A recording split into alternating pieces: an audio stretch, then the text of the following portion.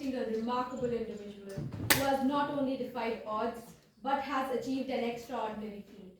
Hailing from the vibrant city of Khandwa, Madhya Pradesh, Mr. Karthikeya Jaiswal has etched his name in the annals of success by securing an impressive All India rank of 35 in UPSC Civil Service Examination 2021, all in his very first attempt.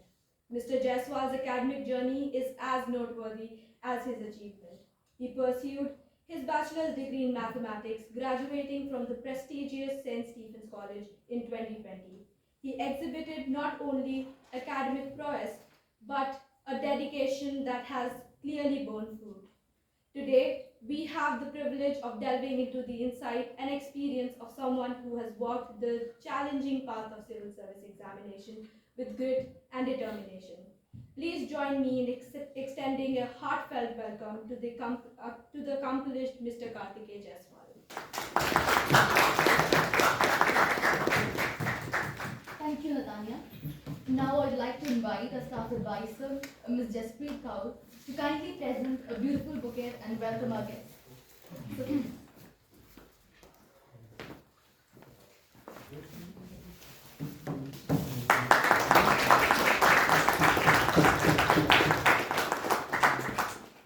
Thank you, sir. It gives me immense pleasure to invite Mr. Karthikeya Jaiswal to enlighten us with his valuable insights. Sir, the stage is yours, and we eagerly await your words of wisdom. Thank you.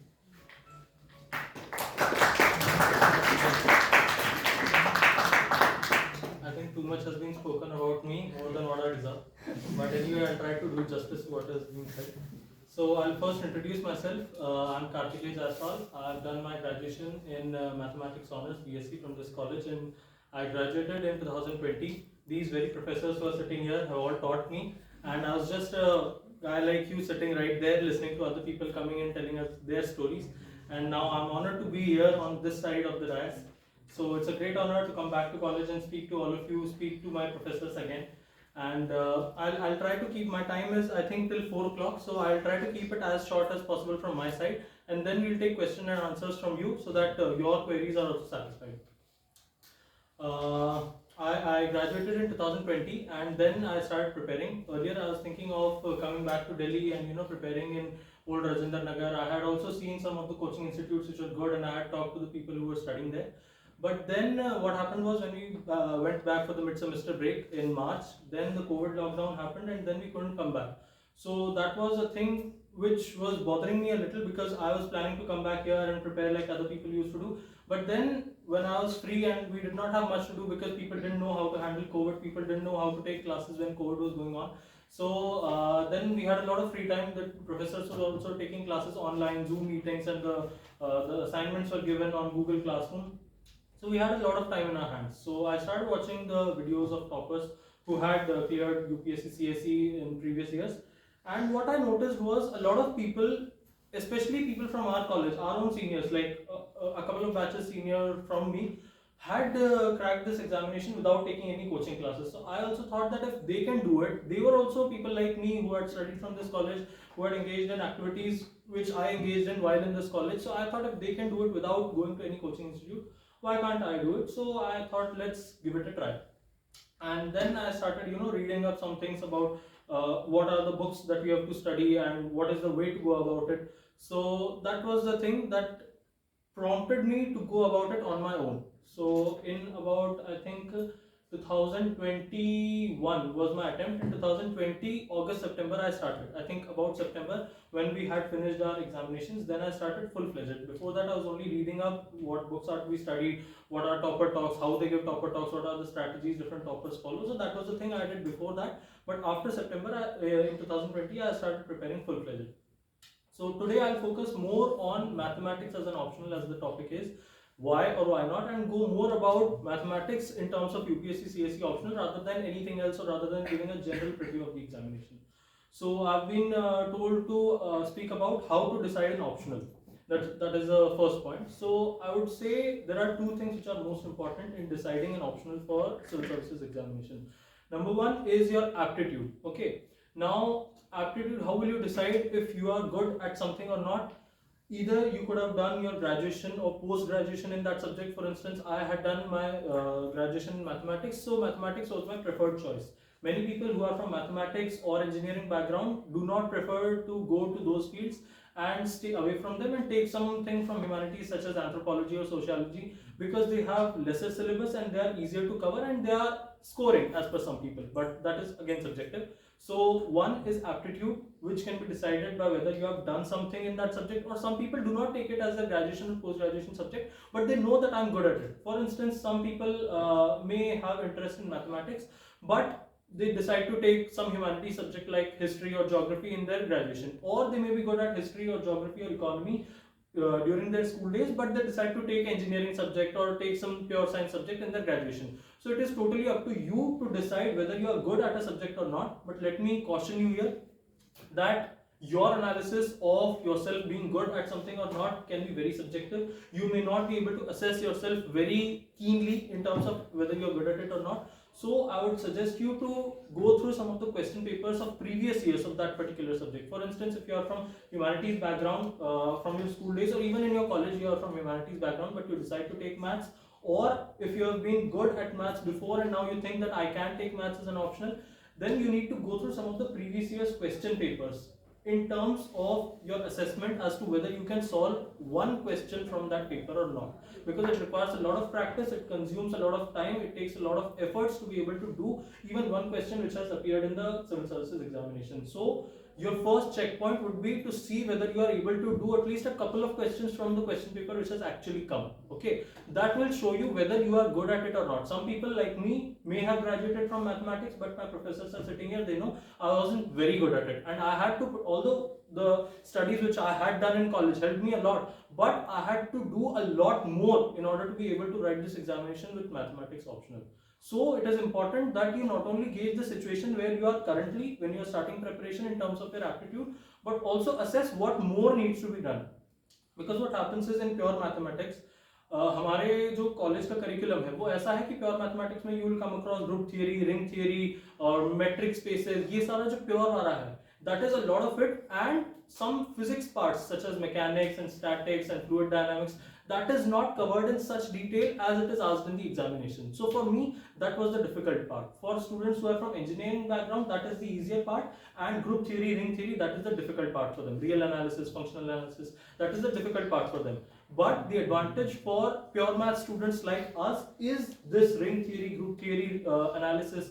This is our strong part, and this is where we need to capitalize. Okay, this is where a lot of engineering students lose marks because they don't understand, and rightly so, because it is very difficult to explain somebody who has finished their graduation or post graduation how a multiplication is defined, how addition is defined, what are the four properties which define a group. तो वो सारी चीजें बहुत difficult हो जाती हैं किसी engineering background के student को समझाने के लिए, but because that is our background, that is what we learn in mathematics here, it becomes easier for us. But the other parts like the physics वाला part, जैसे आपका statics, dynamics, fluid dynamics, ये सब, that is the more difficult part for us. Okay, तो ये भी आपको देखना पड़ेगा कि क्या हम इसमें कर पाते हैं या नहीं. कई बार ऐसा होता है कि हमने मैथमेटिक्स ग्रेजुएशन में भी पढ़ा है and we think that we are good at it, but we are actually not, and a lot more needs to be done, like in my case. This was the first thing. Your aptitude should be good, and I told you how to assess your aptitude. Okay, you need to solve a couple of questions in the actual paper, and even if you are not able to fully do it, you should be able to understand what the question is asking of you. Even if you are not able to solve it fully, you should be able to say, okay, at least this could be the way to solve it. If you are not able to do even that, then you need to rethink about your optional strategy. You need to rethink about your choice of optional. क्या हमको maths लेना भी है या नहीं? क्योंकि it is going to be difficult, but at the same time, it is going to be very rewarding. Okay, that is another issue. मैं उस पर भी बात करूँगा. First thing was aptitude. Second thing is your interest. For any optional, and especially for science-based optionals like mathematics, it is very important that you give a lot of time in their preparation. मेरी preparation यदि मान लीजिए मैं दिन में 10 घंटे पढ़ाई कर रहा हूँ, 6 to 7 hours I had to give to my mathematics optional. ठीक है, उसके अलावा जो टाइम बचता था, general studies, although it had 4 papers, yes, 1, 2, 3, 4 होते हैं, but only a marginal time, let's say 3 to 4 hours in one particular day I used to give to general studies. Because the funda, if you listen to any of the topper talks, you will realize general studies जितनी भी होती हैं, except let's say essay हो गया या ethics का paper हो गया, you will not be able to score extraordinary marks in general studies. Okay, you will never be able to score, let's say 200 out of 250. You will only be able to score 125, 120. ये ऐसा ही कुछ score रहता है 110, मतलब 100 से 125 की range में ही आपके मार्क्स आते हैं, भले ही आपने 1 साल पढ़ाई की हो या 5 साल की हो या 10 साल की हो. There is nothing extraordinary that you can do in general studies papers, and this is what I also realized. So what do we do? How do we maximize our marks? The key is to focus on parts which can score marks for us, and mathematics is an optional which can fetch you good amount of marks. How? आप mathematics में जैसे मैंने कहा, आप उसको time देंगे, उसमें practice करेंगे, you will fail many a times. मुझे कई बार बड़े बड़े फॉर्मूले याद हो जाते थे, लेकिन where I used to make mistakes plus और माइनस में, मल्टीप्लिकेशन और डिवीजन में. This is the thing that you need to train your mind about. आपको बार बार लंबे लंबे कैलकुलेशंस रहते हैं उसमें. कई बार आपको जैसे 3 ब्रैकेट्स हैं, उस हर ब्रैकेट में 4 टर्म्स हैं और उसका आपको मल्टीप्लिकेशन करना है, और उसके बाद उन सबको साथ में लिखना है, फिर उसमें जो जो सिमिलर लाइक टर्म्स हैं उनको ऐड करना है या माइनस करना. वो इतना लंबा कैलकुलेशन होता है कि आपका दिमाग थक जाता है और वो गलतियां करने लगता है. तो this is what you need to train your mind about. And how will you do that? When you practice, you will have to give long hours. You will have to sit and do those sums again and again and again and again. So that is how you will improve in your mathematics. Even for other optionals it is like that, but some people in other optionals like humanities वाले जो history या आपका geography, sociology, anthropology लेते हैं, what they do is they start off their optional first. जैसे ही preparation शुरू की, let's say next मई या जून में उनकी एग्जाम होने वाली है, तो वो इस मई या जून से स्टार्ट करेंगे. And what they do is शुरू के 2-3 महीने में ही अपना ऑप्शनल खत्म कर लेते हैं. Then they keep it aside, they make separate notes, और उसके बाद जीएस की प्रिपरेशन शुरू करते हैं, और बीच बीच में अपने ऑप्शनल के नोट्स को रिवाइज करते रहते हैं. लेट्स से हर वीकेंड पे, हर सैटरडे संडे मैं अपने ऑप्शनल के नोट्स रिवाइज करूंगा, and they keep doing it for the rest of the months. But you can not do that with maths, because maths requires continuous practice. आपका 2 हफ्ते के लिए maths से प्रैक्टिस छूटी, आप चीजें भूलने लगेंगे. इसीलिए मैथ्स में जरूरी है कि आप कंटिन्यूअसली उसकी प्रैक्टिस करते रहें. ठीक है, तो प्रैक्टिस करते रहें. तो उसके लिए अगर आप लॉन्ग आवर्स बैठेंगे, तो ये जरूरी है कि आपका इंटरेस्ट मैथ्स में हो. ये कोई भी ऑप्शनल जो आप ले रहे हैं, आपका इंटरेस्ट उस ऑप्शनल में होना चाहिए. अदरवाइज आपके लिए इतने घंटों तक बैठ के स्लॉग करना, बार बार वही सम्स करना, बार बार उन्हीं चीजों को देखना, खुद को समझाना और उसके बाद उसको पेपर पे उतारना मुश्किल हो जाएगा. So it is important that you assess whether you are really interested in mathematics. And let me tell you, people who are interested in pure mathematics, you will see wonders when you study mathematics.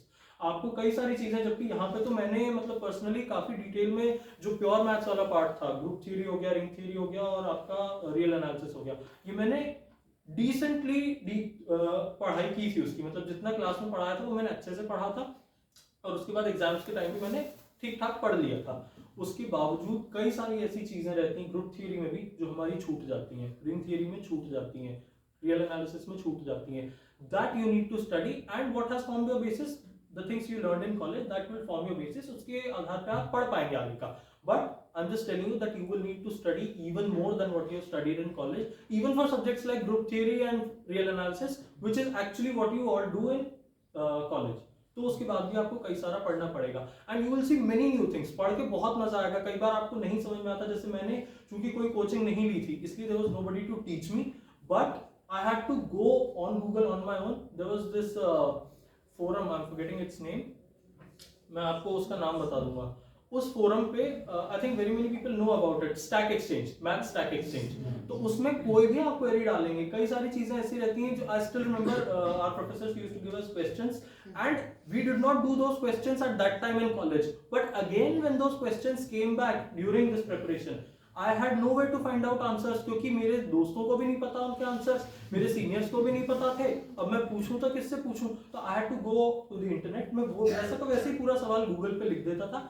And more often than not, Math Stack Exchange was the forum where I used to get answers, and I used to get varied answers. उसमें ऐसा होता है कि किसी ने कोई answer दिया, फिर उसमें कोई फ्लॉ निकला तो कोई और उसको बताएगा. And they are so precise in their expression. मतलब वो अगर सिग्मा है तो उसको सिग्मा लिखेंगे नहीं, वो सिग्मा बनाएंगे. हर सिंबल, हर जो एक्सप्रेशन मैथ्स में हम यूज करते हैं उसको बहुत अच्छे से वहां पे दिखाया होता है. So it was very easy for me to understand things from that forum. That was very helpful.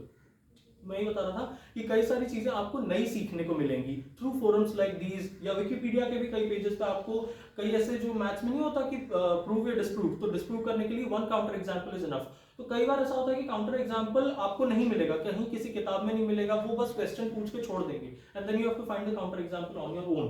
तो these are the fora, these are the websites, जैसे विकिपीडिया वगैरह पे भी कई बार आपको काउंटर एग्जाम्पल्स मिलेंगे जो आप सोच भी नहीं सकते थे, but that would be a good learning experience for you like it was for me because I did it on my own. जब आपको कहीं कुछ नहीं मिलता तो आप खुद, मतलब जैसे नहीं किसी को तैरना नहीं आता तो उसको पानी में फेंक दिया, वो अपने आप तैरना सीखते हैं. तो इसी तरह से आपको खुला छोड़ दिया जाएगा कि आपको जहां से ढूंढना ढूंढ के निकालो, और फिर जब आप ढूंढोगे तो वो चीज आपको याद भी रहेगी, and it would be a very good learning experience for you in terms of the subject. Not talking about the examination, not talking about marks in the examination. I am talking about the learning you get from the subject. आपको नई नई चीजें पता चलेंगी कि अच्छा इसको ऐसे भी सोच सकते हैं. मतलब you would find examples from trigonometry and ring theory which you wouldn't expect. बहुत सारी unexpected चीजें देखने को मिलेंगी. So there is a lot of stuff to learn for you in maths, but you need to have that interest. Okay, you need to find out if I have the interest, if I have the stamina to sit there and slog myself for so many hours so that I can clear this examination and so that I can become better at the subject. You would become good at this subject by the time you pass out from college, but you need to become better, as good as you can in order to crack this examination. So the two things which are really important for you to choose an optional, the first thing I had to talk about was how to decide an optional. So first thing was aptitude, second is interest. If you have the aptitude, if you have the interest, then you can go for any optional, and the same works for maths also. Secondly, I had to talk about how I went about it. Okay, so first thing is, for anything, be it prelims, be it any general studies paper in mains, or be it the optional paper in mains, I went through a lot of toppers talks. The best way to learn how to crack an examination is to listen to the people who have actually cracked it. Okay, and don't listen to people who have cracked it in 1990s. Listen to people who have cracked it just 1 or 2 or maximum 3 years before you. Whenever you're going to take an attempt, let's say if you're going to take an attempt in 2024, then listen to people who have cracked it in 2022 or 23. 23 का result आने में time लग जाता है, तो 22 में जिन लोगों ने क्लियर किया, you can listen to them. And I did not just restrict myself to, let's say, top 10 rankers or top 5 rankers. Listen to people from a spectrum. अलग अलग लोगों को सुने. कई बार ये होता है कि किसी की रैंक 1 आ गई, ऐसा नहीं है कि वो दुनिया में बेस्ट थे इसलिए उनकी रैंक 1 आ गई. There may have been n number of factors that have worked in their favor that has made them get rank 1. हो सकता है उनके ऑप्शनल में बहुत ही कम मार्क्स रहे हो, इंटरव्यू में बहुत अच्छा उन्होंने कर लिया हो, या फिर उनका ऑप्शनल में कम रहे हो, उन्होंने एसए और बाकी जीएस के पेपर्स में अच्छा कर लिया हो. तो you never know how that person has been able to get rank 1. So don't just listen to the top rankers, let's say rank till 5 और 10. ओके, वो भी अच्छा है, उनको भी सुनो, उन्होंने भी कुछ बहुत अच्छा किया है, तो it is important to listen to them, but not exclusively to them. Listen to, let's say, rankers till 50 और 60, वहां तक आप अलग अलग लोगों को सुने. Listen to people who are more relatable to you. Some people may have taken maths and may have gotten, let's say, rank 60. उनको भी आप सुने, उनको देखें कि उन्होंने कैसे तैयारी की थी. Some people may have done graduation in maths but may have taken another optional, let's say sociology. उसकी रैंक let's say 40, उनको भी आप सुने. हो सकता है कोई ऐसा व्यक्ति रहा हो जिसकी फैमिली थी, बच्चे थे, उसके बाद भी उन्होंने दिन में 3-4 घंटे की पढ़ाई की, उसके बाद भी उन्होंने एग्जाम क्रैक किया. Listen to them. हो सकता है ऐसे कुछ लोग हों जिन्होंने जॉब के साथ ही एग्जाम किया. कई लोग आप में से भी ऐसे रहेंगे, मेरे भी अभी कई जूनियर्स हैं जो मुझे मैसेज करते रहते हैं कि वो अभी जॉब कर रहे हैं, कॉर्पोरेट सेक्टर में है, यहीं से 1-2 साल मुझसे जूनियर थे, अभी कॉर्पोरेट सेक्टर में, and they want to get into civil services now. So they ask me how do we prepare for this. So there are many people who have cracked it while being in jobs. Some people quit jobs and prepare, some people keep doing their jobs and prepare. So listen to them. How do people in jobs manage to study for this examination? It requires a lot of effort. तो job के साथ आपके let's say 8-9 घंटे job में जाते हैं, उसके बाद आपको 2-3 घंटे मिलते हैं अपने लिए, उसको भी आप पढ़ने में लगाते हो, तो उनको कितनी मेहनत लगती है, तो वो उनको भी आप देखें. तो कहने का मतलब ये है कि आप अलग अलग तरह के लोगों को देखें जो आपके बैकग्राउंड से मैच करते हो या बैकग्राउंड से ना मैच करते हो. अलग अलग लोगों की बातें सुने, उसमें से जो चीज आपको अच्छी लगे. For instance, I am the person who is speaking to you right now. You may find some points of my strategy relatable, you may not find some of them relatable. Discard the ones which you don't find relatable. जो आपको लग रहा है कि यार ये मैं कर सकता हूँ या कर सकती हूँ, go for them. ठीक है, ऐसा कहीं नहीं लिखा है कि आपको एक व्यक्ति ने जो कह दिया वही करना है. मेरे मार्क्स भी किसी सब्जेक्ट में कोई बहुत एक्स्ट्राऑर्डिनरी नहीं आए थे. I averaged out in all the papers and that is why I could get a decent rank. It is not that I scored extraordinary in maths or extraordinary in any of the papers.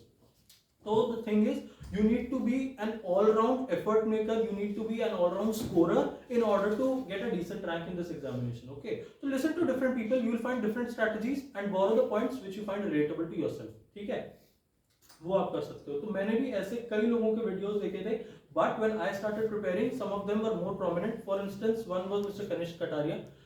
He had scored rank 1 and he had scored a phenomenal 360 out of the 500. So he was, I think, one of the top scorers in all time. ठीक है, मतलब I think 370, 375 भी आए हैं किसी के, but 360 is also one of the top scores in mathematics. I listened to his topper talks, मतलब सब वीडियोस में, and there was one Mr. K. Varun Reddy who had scored rank 7 in the same year when Kanishk Kataria scored rank 1. उनको भी मैंने सुना था. And then the third person was Mr. Utsav Kaushal. He was 2-3 years before Mr. Kanishk Kataria and he had scored 356 in maths. ठीक है, तो उनको भी मैंने सुना था. तो कई सारे ये जो टॉपर्स थे, इनको मैंने मेनली इनकी स्ट्रैटेजी फॉलो की थी क्योंकि इनसे मैं रिलेट कर पाया था. मुझे इन लोगों की स्ट्रैटेजी अच्छी लगी, इनके मार्क्स भी अच्छे आए थे और मुझे भी कुछ वैसे ही मार्क्स लाने थे. I was aiming for 370, 375. Unfortunately I couldn't get there, but at least I tried for it. ठीक है, आप बड़े के लिए एस्पायर करोगे तो कहीं ना कहीं अच्छी जगह ही लैंड करोगे. ठीक है, तो मैंने भी उतने के लिए कोशिश की थी. तो if you want to score those high marks, you can listen to them. या अभी पिछले 2-3 सालों में और कुछ ऐसे टॉपर्स आ गए होंगे जिन्होंने मैथ्स में या किसी और सब्जेक्ट में बहुत अच्छे मार्क्स स्कोर किए, तो you can listen to them too. तो आप उनकी स्ट्रैटेजी देखिए और ना सिर्फ स्ट्रैटेजी देखिए, उनके वीडियोस देखिए, उसमें से नोट्स बना लीजिए कि इसने इस पॉइंट में ये कहा. हो सकता है बाद में आप जब तैयारी कर रहे होंगे तो आपको उसी पॉइंट पर दिक्कत आएगी जिसमें उनको दिक्कत आई थी, and then you will remember कि यार इसने ये चीज की थी, कैन आई डू दिस, या even if I can't do this, can I modify the strategy a little bit and then can I apply it on myself. तो आप यदि उन लोगों की टॉपर टॉक्स देखते हैं तो उसमें नोट्स बना लीजिए इस पॉइंट तक का. फॉर इंस्टेंस जैसे कि ग्रुप थ्योरी के लिए इस वाली बुक को पढ़ लो. यदि आपको लगता है कि इस वाली बुक को पढ़ सकते हो और पढ़ना है तो आप पढ़ सकते हो. यदि आपको कोई और तरह की दिक्कत आई तो उनने उस दिक्कत को कैसे हैंडल किया था, you can listen to them and find solutions to your own problems. So I also listened to them, made small notes, okay, small pointer type notes, and then in future when you start preparing it will help you. So this was the first thing. Second thing, yes, so Mr. Kanishk Kataria had told कि पहले जो है थोड़े easy topics को कर लो और फिर बाद वाले जो बड़े topics हैं for them group theory और analysis, ये उनके लिए बड़े topics होते हैं which are actually big. They will consume a lot of their time. कई सारे ऐसे टॉपिक्स होते हैं जैसे लीनियर अलजेब्रा हो गया या वेक्टर एनालिसिस हो गया, ये सब आपको उतना टाइम नहीं लेंगे जितना कि रियल एनालिसिस और ग्रुप थ्योरी मिलके ले लेंगे. ठीक है, तो इसमें उनका कुछ ऐसा था कि शुरू में इजी टॉपिक्स कवर कर लो ताकि थोड़ा बेस बन जाए, थोड़ा कॉन्फिडेंस बिल्डअप हो जाए, उसके बाद we will go to the bigger ones. ठीक है, लेकिन उत्सव सर की ये स्ट्रैटेजी थी कि भाई take the bull by the horns. जैसे ही आप पढ़ने बैठो आप सबसे पहले जो कठिन आपको टॉपिक्स लगते हैं उनको कर लो. तो व्हाट आई डिड वाज, मैंने दोनों की स्ट्रैटेजी मिक्स की. मैंने कुछ ऐसा किया कि शुरू में 2-3 topics, total I think 13 topics रहते हैं पेपर 1 पेपर 2 मिला के. तो I first went for the easier ones. 3-4 easy topics कर लो. लीनियर प्रोग्रामिंग रहता है, लीनियर अलजेब्रा रहता है, ऐसे 2-3 इजी टॉपिक्स कर लो. उसके बाद come to the bigger line share वाले जो टॉपिक्स है, for instance analysis and group theory.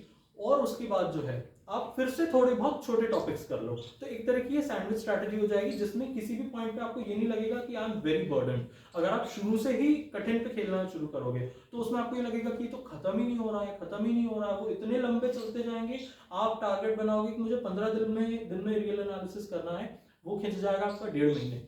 तो इट विल डिस्करेज यू. आपको बुरा लगने लगेगा कि यार मेरी डेडलाइन सेट की थी, वो डेडलाइन ही नहीं मीट हो रही है.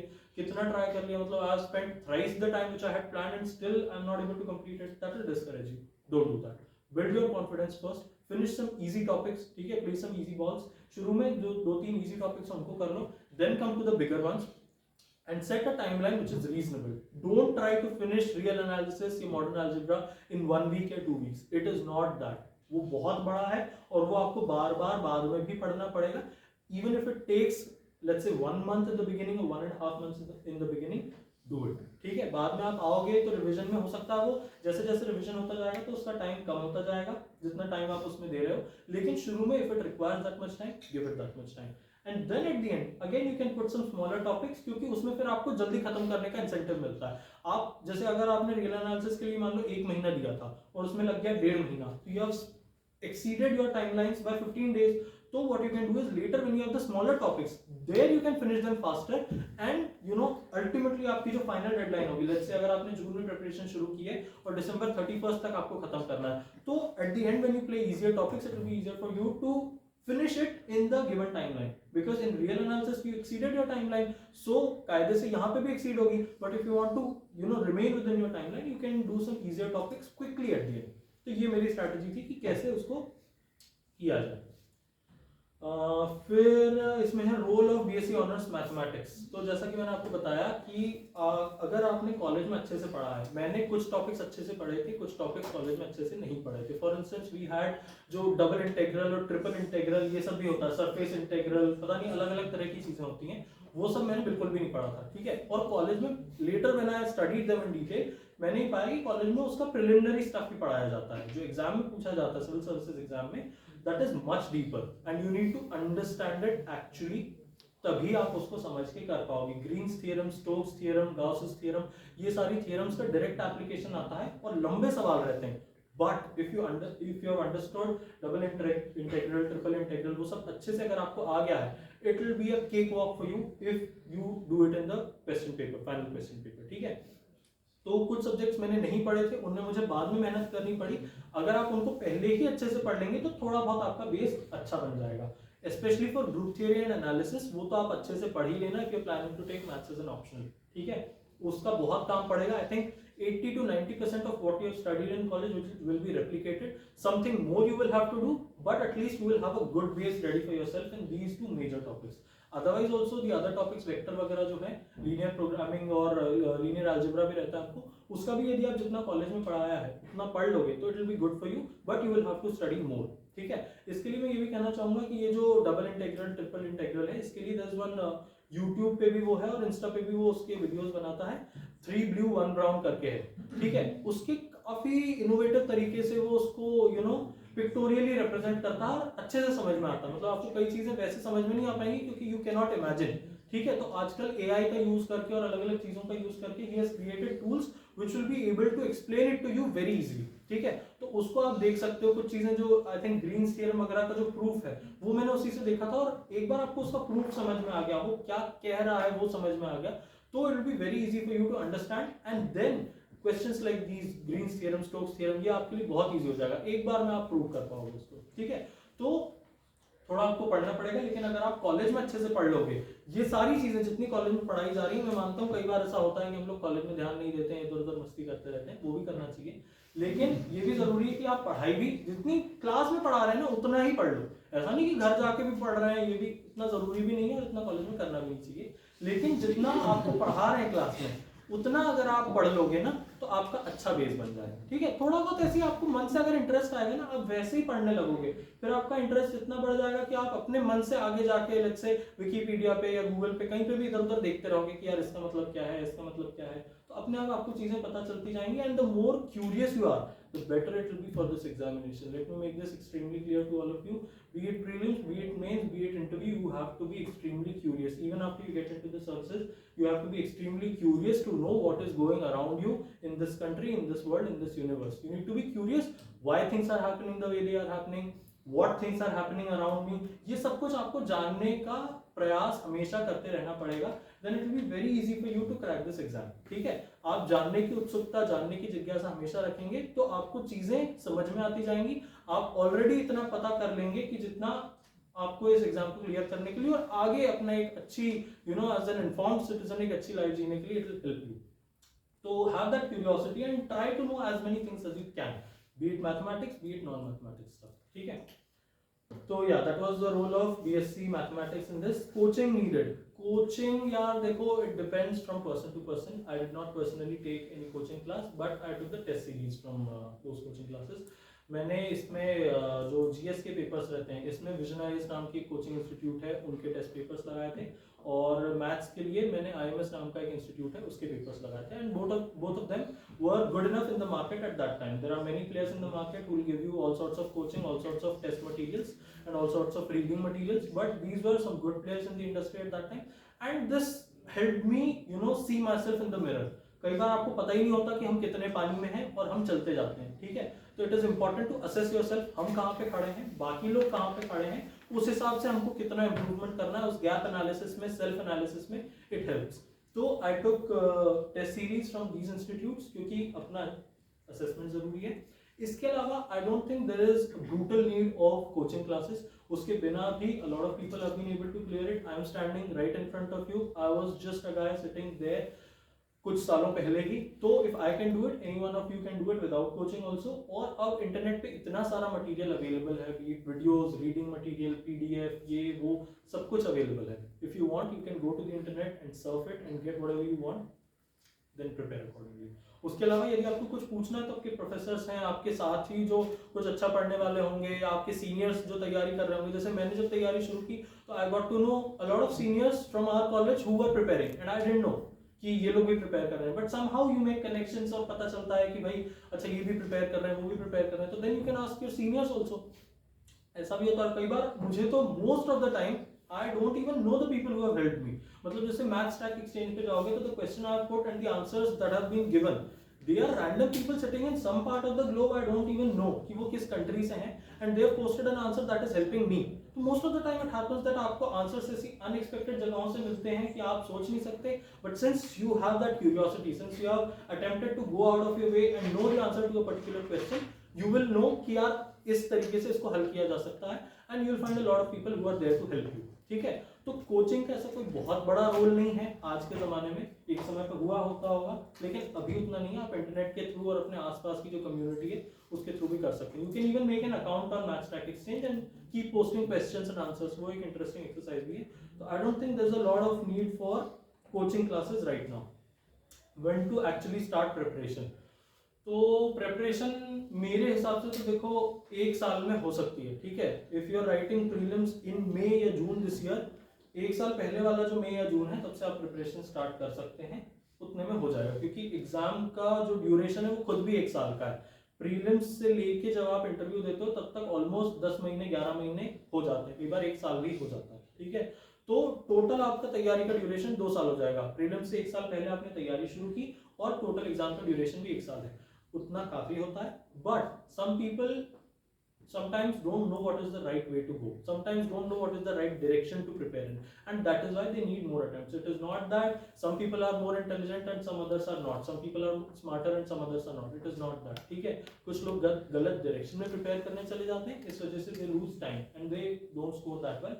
कुछ लोग जो सही डायरेक्शन में तैयारी करते हैं they score on that। तो ऐसा कोई वो नहीं है कि आपको 3-4 साल लगते हैं। जैसे even my batchmate, some of my batchmates from BA program were preparing with me इसी एग्जाम के लिए जब मैंने दिया, and I used to call them. तो मैं उनको बताता था कि हमारे जो सीनियर्स हैं, there is one Mister Vikram Grewal and there is one Miss Chandrajyoti Singh, who are my seniors, and I had seen them in college and they cleared it in first attempt. So I used to talk to this batchmate of mine on call कि यार इन लोगों ने तो कर लिया तो हम क्यों नहीं कर सकते। मतलब मैं उससे छोटे छोटे डाउट्स पूछने के लिए ऐसे फोन लगाता रहता था और टेक्स्ट पे भी पूछता था। तो ही टोल्ड मी कि नहीं यार 2 से 3 साल तो लगते ही हैं, उनका हो गया तो हो गया, बट इज नॉट इजी। अरे सच में, नॉट किडिंग। तो वो बोलता था कि यार 2 से 3 साल तो लगते ही हैं, तो अपन तो कुछ नहीं कर सकते, अपने को तो बस अटेम्प्ट देते रहना।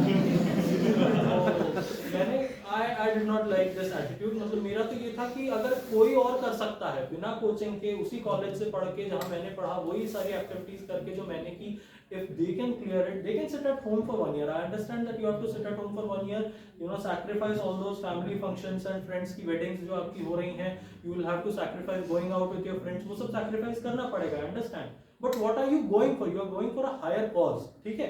ऐसा नहीं है कि आप वो sacrifice कर रहे हो और कुछ नहीं gain कर रहे हो। Even if you don't clear this exam now, you will become a better citizen, you will become a more informed citizen। आपको कई सारी चीजें ऐसी पता होंगी जो औरों को आपके आसपास नहीं पता होंगी। तो it is helping you in whichever way it can। If you crack it, all the good for you and for the country। तो इसमें आप ये ना सोचें कि हमको 2-3 साल तो लगेंगे, 2-3 अटेम्प्ट तो लगते ही हैं, जिनका हो गया वो तो ऐसे ही होगा, ऐसा नहीं है। आप मेहनत करोगे और सही डायरेक्शन में मेहनत करोगे तो आपका भी एक अटेम्प्ट में हो सकता है। I am not guaranteeing anything, things are very uncertain, things are very unsure. पता नहीं कैसे उनकी स्केलिंग होती, पता नहीं कैसे कौन बैठ के मार्क्स दे रहा है, लेकिन if you do your best, the only thing we can do is do our best. We don't have, we are not the examiners who are checking our own papers or someone else's papers। We are not the examiners who are taking interviews. We are the ones who are taking the examination. So the best we can do is give our best when we write an examination or we appear in the interview. So the best you can do is do your best. Don't leave any spaces in your preparation. Don't leave any gaps. कहीं भी ऐसा लग रहा है कि ये चीज मुझे नहीं पता है, पूछो. आप अपने आसपास के लोगों से पूछो, अपने प्रोफेसर से, अपने सीनियर्स से पूछो, अपने साथियों से पूछो. नहीं पता चले तो इंटरनेट पे जाके पूछ लो. कोई ना कोई तो उसका जवाब दे के बैठा ही होगा. ठीक है, तो इंटरनेट तो एक ओपन फोरम है, वहां तो कई सारे लोग जवाब देते हैं. तो आप वहां जाके देखिए, अगर आपको आंसर मिलता है तो उस हिसाब से कीजिए, और नहीं भी मिलता है तो आपको जो सही लगता है as a reasonable person do that. ठीक है, आप इसमें ये वेट ना करें कि मैं इसको छोड़ देता हूं या उसमें थोड़ी सी कसर है तो उसको रहने देते हैं, ऐसे ना करें. ठीक है, फिर वो कसर है ना बड़ी होती जाएगी and it will show it's impact in different segments of this exam. आपने कहीं कुछ चीज छोड़ी, उसका एप्लीकेशन कहीं और दूसरे पेपर में दिखेगा, आप वो भी नहीं कर पाओगे. तो कहीं कसर ना छोड़ें, पूरा जितना हो सकता है ना उतना पूरा करने की कोशिश करें. ठीक है, that will help you. So this was my answer to when to actually start preparation. I think 1 year is enough for this preparation. You may need more years, things are uncertain, but I think 1 year is enough to start preparation and end it during your prelims, and after that the exam goes on. Next is time management. Tricky topic. तो time management में आप ये कर सकते हो कि मैंने तो देखो मेरे पास कोई और काम था नहीं, मेरे पास ऐसी कोई फैमिली रिस्पॉन्सिबिलिटीज नहीं थी, मैं कोई जॉब नहीं करता था और मैं पूरी तरह से खाली था. I was totally free to prepare for this examination, and then I thought why not give my entire time to preparation. जब मुझे एग्जाम क्लियर भी करना है, जब मेरे पास कोई और रिस्पॉन्सिबिलिटी भी नहीं है, कोई और काम भी नहीं है, तो क्यों ना मैं अपना सारा टाइम दूं. There was no reason, I couldn't see why not. ठीक है, तो मैंने अपना पूरा टाइम दिया, जितना भी टाइम मेरे पास होता था. आई यूज्ड टू डू 1 घंटे में योगा करता था, क्योंकि इट बिकम्स इंपॉर्टेंट. पूरे दिन अगर आपको बैठ के पढ़ना है, मैं बैठ के पढ़ने वाला हूँ, कुछ लोग चलते फिरते भी पढ़ते हैं, लेकिन मैं पूरे दिन बैठ के पढ़ता था. तो फिर आपको धीरे धीरे बॉडी में इश्यूज होने लगते हैं, क्योंकि your body is not train to be in one position for hours. ठीक है, आप थोड़ा बैठते हो, थोड़ा खड़े होते हो, थोड़ा चलते फिरते हो, थोड़ा खाते पीते हो, उसमें आपकी बॉडी की even if you don't know थोड़ी बहुत एक्सरसाइज होती रहती है. लेकिन चूंकि I was not exercising my self in this way, पूरे दिन एक ही जगह बैठ के कुर्सी पे या जमीन पे बैठ के पढ़ना, तो उसमें धीरे धीरे आपके मसल्स स्टिफ होने लगते हैं, धीरे धीरे आपको इश्यूज होने लगते हैं, पेन होने लगता है बॉडी में. तो उसके लिए मैं 1 घंटा योगा करता था और उसके बाद मैं मेडिटेट भी करता था. मेडिटेट इसलिए करता था क्योंकि this exam takes a toll on you physically as well as mentally. ठीक है, आपको इतना स्ट्रेस आएगा, सिलेबस इतना होगा कि आपके दिमाग से चीजें निकलने लगेंगी. मतलब आपने कुछ पढ़ा होगा इस साल की शुरुआत में, साल के अंत तक आते आते वो चीज बाहर जाने लगेगी दिमाग से, तो आपके ऊपर स्ट्रेस बनता है.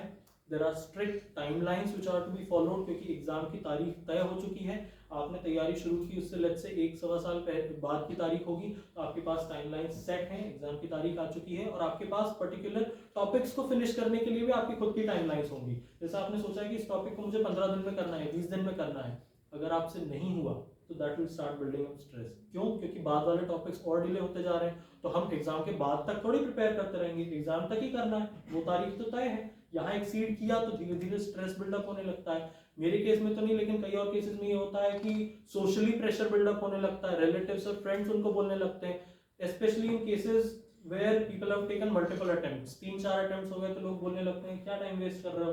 कई लोग जॉब छोड़ के आते हैं, क्या क्यों जॉब छोड़ दी, लाखों कमा रहे थे, क्यों जॉब छोड़ के यहाँ आ गए. या फैमिली रिस्पॉन्सिबिलिटी है तो फैमिली में भी लोग बोलने लगते हैं कि यार क्यों इसकी तैयारी कर रहे हो, इसमें इतना टाइम जा रहा है. तो सोशली आप पे प्रेशर बिल्डअप होने लगता है, उसका आपको वो करना है. प्लस आपको जो बॉडी में पेन हो रहा है उसका भी आपको वो होने लगता है कि यार मेरी बॉडी में पेन हो रहा है तो इसको मैं कैसे रिजॉल्व करूं, उसका अलग स्ट्रेस. मतलब स्ट्रेस के आने के बहुत सारे एवेन्यूज होते हैं. मैं तो सोशल मीडिया पे एक्टिव था नहीं, सिर्फ व्हाट्सएप यूज करता था मैं तैयारी के दौरान, वो भी इसलिए कि मैं जिन लोगों से मुझे बात करनी है, अपने साथी या सीनियर्स, उनसे बात करने के लिए मैं व्हाट्सएप यूज करता था. और टेलीग्राम पे ये जो ग्रुप था IAS का, उस पर मैं था क्योंकि उस पर क्वेश्चंस आते थे और उनके आंसर्स वगैरह आते थे. लेकिन कुछ लोग जो सोशल मीडिया पे भी बहुत एक्टिव होते हैं, इंस्टाग्राम वगैरह चला रहे हैं, उस पर भी ढेर सारा स्ट्रेस आता रहता है, तो उससे तो दूर ही रहना बेटर रहेगा. आप फ्यूचर में अपनी लाइफ में करते रहें जितना इंस्टाग्राम करना है, लेकिन अभी के लिए जब आप तैयारी कर रहे हैं तब तक सोशल मीडिया से थोड़ा दूरी बनाना मेरे हिसाब से बेहतर होगा. अगर आप हैंडल कर सकते हैं तो ठीक है, गुड फॉर यू, बट अगर नहीं कर सकते हैं तो आई वुड सजेस्ट कि उससे थोड़ा दूर रहें, क्योंकि आपके पास स्ट्रेस के लिए वैसे भी बहुत सारी स्पेसेस हैं, तो उसमें सोशल मीडिया को अपने एडिशनली वॉलंटरीली ना लाएं. हाँ, तो 1-1.5 घंटा ये हो गया मेरा योगा और मेडिटेशन हो गया। उसके बाद सोने के मैं 6 घंटे सोता था मैं। उसके अलावा खाने पीने का छोड़ के बाकी जितना टाइम बचता था उसमें मैं पढ़ाई करता था। जैसा मैंने कहा मेरे पास कोई और रिस्पॉन्सिबिलिटी नहीं थी, कोई और जॉब, कोई फैमिली वो नहीं था, तो मैं पूरे टाइम तैयारी करता था। And I am happy some people do not study that much and still clear this examination. Some people study like 3 hours 4 hours, some people study 8 hours 9 hours, but I used to study as many hours as I used to get in one day। ठीक है, and I am happy कि मैंने उतना पढ़ा, क्योंकि मैं अगर उतना ना पढ़ता तो शायद आज मैं यहाँ खड़ा ना होता।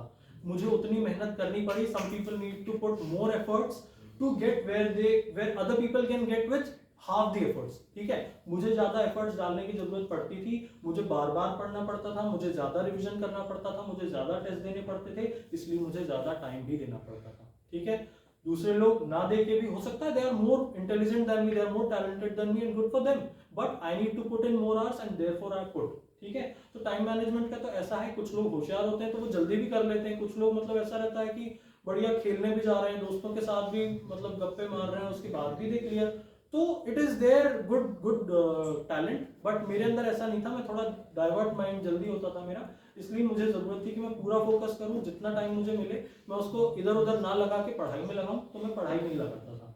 तो टाइम मैनेजमेंट का तो ये था कि जितना समय मिले पढ़ाई के लिए, जब तक बहुत जरूरी ना हो कहीं पे जाना या कुछ करना, मैं उसको नहीं करता था। जितनी चीजें मैं करता था, सोना, योगा, मेडिटेशन, खाना पीना, ये आपके लिए, बॉडी के लिए और आपके माइंड के लिए जरूरी है, इसलिए मैं करता था। बाकी ऐसी कोई चीज ज्यादा नहीं करता था कि जिससे मेरा माइंड डाइवर्ट हो। टाइम मैनेजमेंट का ये सिंपल सा फंडा था मेरा। What was your backup? Backup यार मेरा ऐसा कुछ भी नहीं था। ठीक है, मैंने तो ये सोच लिया था कि अपनी पूरी मेहनत कर रहे हैं, ठीक है, इसके बाद भी नहीं होता है तो मैं फिर से मेहनत करने के लिए रेडी था। हमारा जो फाइनल इंटरव्यू हुआ, मेरा 19 मई को इंटरव्यू था, 26 मई को लास्ट इंटरव्यूज थे, और 2-3 दिन में उसका रिजल्ट आने वाला था, क्योंकि प्रीलिम्स अगले ही हफ्ते होने वाली थी। ठीक है, 7 दिन का गैप था, तो I had literally just 10 days to 14 days, 2 हफ्ते के आसपास थे मेरे पास। अगली प्रीलिम्स, अगर मैं इसमें फेल हो जाता, मेरा सिलेक्शन ही ना होता, तो अगली प्रीलिम्स के लिए मेरे पास 14 दिन थे। It does not matter that much, क्योंकि आप पहले ही 1 साल 2 साल पढ़ के आए हो, तो आपके पास उतना माइंड में रहता है नॉलेज कि आप एक बार प्रीलिम्स फिर से लिख दो बिना पढ़े भी। लेकिन फिर भी I had to restart my studies. ठीक है, अभी आप लोगों में से किसी ने यदि 12th फेल देखी हो तो उसमें वो एक डायलॉग है ना, रीस्टार्ट। तो आपको रीस्टार्ट के लिए हमेशा तैयार रहना पड़ता है कि यदि हम इसमें फेल भी हो गए, क्योंकि एग्जाम इज वेरी अनसर्टेन, आपको नहीं पता मेरी पूरे मेहनत के बाद, पूरे डेडिकेशन से पढ़ने के बाद भी मैं पास होऊंगा कि नहीं, हो सकता है मुझे फाइनल स्टेज पे जाके रिजेक्ट कर दिया जाए। तो you need to be prepared, you need to be mentally ready कि हो सकता है अभी 3 साल और पढ़ना पड़े, हो सकता है अभी 5 साल और पढ़ना पड़े। ठीक है, तो मैं उसके लिए रेडी था, मेरा कोई बैकअप प्लान नहीं था। यदि इसमें नहीं होता तो मैं कहीं और ऐसा एवेन्यू ढूंढता जिससे मुझे पब्लिक सर्विस का मौका मिले। कई एवेन्यूज हैं, लेकिन मैंने इस एवेन्यू को इसलिए चुना क्योंकि it gives you a big platform right in the beginning of your career. Some people ask कि पॉलिटिक्स में भी एक करियर हो सकता है, लेकिन पॉलिटिक्स में आप किसी पार्टी के कार्यकर्ता से शुरू करोगे, और जब तक आप कोई अच्छे नेता बनोगे जहां पे आपका इन्फ्लुएंस हो, आपको समय लग जाएगा। But what you can do here is right in the beginning. As soon as you get into the services, you get to make an impact, and not just an impact, a big impact. You impact a lot of people by one signature or by one stroke of action. So this is some place where you can make a big impact in the society. You can serve a lot of people with right in the beginning of your career. Okay, तो दूसरे जो NGOs है, for instance NGOs में भी आप कर सकते हो काम, लेकिन उसका इम्पैक्ट लिमिटेड है। ठीक है, आजकल तो ऐसा हो गया कि एनजीओज और गवर्नमेंट साथ में ही काम करते हैं, तो it has become much better with the synergy, but NGOs का इम्पैक्ट छोटा है। तो why does government use NGOs to go to the grassroots level and harness their contacts? But on the other hand, what government can do is make a big impact on the overall level. आप ऐसी चीजों को head कर सकते हो, ऐसी चीजों में जाके अपना ओपिनियन रख सकते हो जहां आप जाने का सोच भी नहीं सकते। मतलब जहां आप सोचोगे कि मतलब मेरे लिए तो it is a big thing to be able to go somewhere and be able to talk to someone at the top position and be able to influence their decision just because of something good that I think about people, and they will consider your opinion. ठीक है, ऐसा नहीं है कि आप किसी बहुत senior व्यक्ति के सामने अपना ओपिनियन अभी इतने जूनियर स्टेज पे रख दोगे तो उनको बुरा लगेगा। No, they will accept your opinion, sometimes they may not, but that is up to them, but at least you will get heard. So this is some place where you can make your voice heard, where you can make an impact, where you can make a big impact right at the beginning of your career.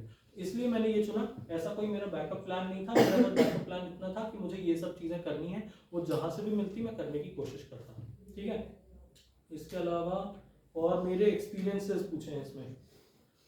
Experiences तो मैंने मोर और less बता ही दिए जो तैयारी के समय थे। ऐसा कोई मेजर एक्सपीरियंस मेरा बहुत रेडिकली डिफरेंट था नहीं किसी और से। जीएस में यदि आपको कुछ पूछना होगा तो हम Q&A सेशन करेंगे, तो उसमें आप अपने क्वेश्चंस रख दीजिएगा। लेकिन जितना मैथ से संबंधित और जितना मेरा एक्सपीरियंस तैयारी को लेके था वो मैंने आप लोगों से शेयर किया है, और आप लोग जब सवाल पूछेंगे तो एक्सपीरियंसेस अपने आप निकल के आते जाएंगे। And last point is how is life after clearing the examination. तो लाइफ तो बढ़िया चल रही है, मजा आ रहा है। देखो होता क्या है कि जैसे ही आप एग्जामिनेशन क्लियर करते हो, a lot of people I've seen start preparing for this examination because they see that there is this academy in Mussoorie which looks beautiful and has beautiful views from the windows, and that is why they start preparing for it. That shouldn't be the idea, क्योंकि if you are not motivated from inside, ask yourself this one particular question before you start preparing कि मुझे क्यों करना है। अगर आपने अपने आप से क्यों का जवाब नहीं मांगा तो आप बीच में जाके एग्जॉस्ट हो जाओगे। तैयारी इतनी लंबी है कि जब तक आपके अंदर वो आग नहीं होगी तब तक आप दौड़ ही नहीं पाओगे। ठीक है, ask yourself why I want to do this. ठीक है, why I want to get into civil services, why I want to take this civil services examination. If you have a solid answer to it, not some superficial answer like मुझे वहां मसूरी में academy देखनी, घूमो यार, घूमना है तो। लेकिन अगर आपका मोटिवेशन सर्विसेज में आने का वो है तो you will regret this later. ठीक है, अभी तो आप तैयारी शुरू कर दोगे कि भाई वहां जाना है, लेकिन you will regret this later because the life has a lot of challenges. Life in services will have a lot of challenges. You will have a lot of pressures. You will have a lot of people talking to you. You will have a lot of people pressurizing you. So if you want to be able to handle those pressures, if you want to be able to tackle those situations, you need to have a strong answer to this why.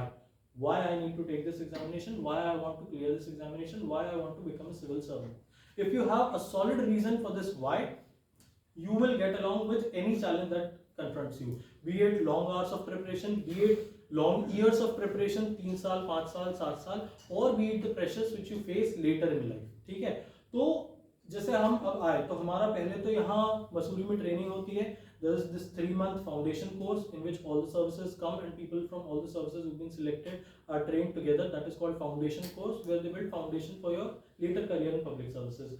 Then there is 8.5 months to 9 months period for phase 1 training of, I'm talking about myself, I am in the administrative service. For the administrative service officers, they stay in the Mussoorie Valley Academy for the next 8.5 to 9 months, and there they get trained in their profession. मतलब जैसे आप administrative services में आए हो, different people may have gotten into different services. For instance, police service or revenue service or civil account service, they go to their respective academies and we stay in the Mussoorie Academy, and there we learn the nuances of administration.